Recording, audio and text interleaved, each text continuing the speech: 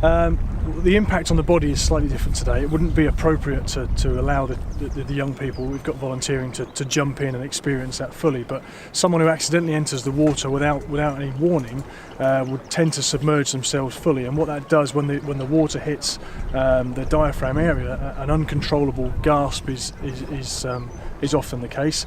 That can entrain water into the airway as well. That can induce panic and unconsciousness, so the knock-on effect, the cumulative effect, can be quite devastating for that very initial entry into the water. But the water is going to be really cold, and the worst thing for you when you get that water is that cold water shock. It will make you gasp. You take a breath.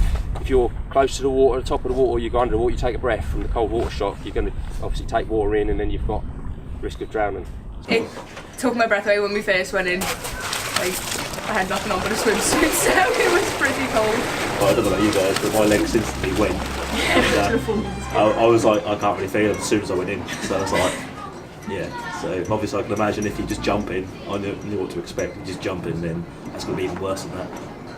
I think it's not safe to go in unless you have like fully protective gear on.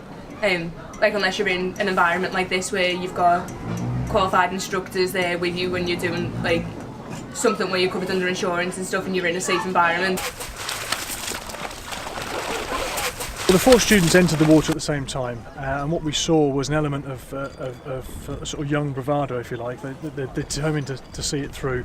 But early on, the conversation we overheard from the bankside was they were talking about the coldness they felt within their legs and their extremities and their hands and their feet, and their inability to talk as loudly as time went on. So the cold water starts to affect the diaphragm and their speech as they shiver more and the body tries to keep warm. The teams themselves, they always like to get out and practice. They've got their core skills that they like to keep up to scratch with, and they use their equipment as best they can. And I think for inviting sort of third parties in as well, it helps with, and if they can impart some of that knowledge to them, that word spreads through social media and events like these, and of course that word gets out and the greater message is fed throughout the country.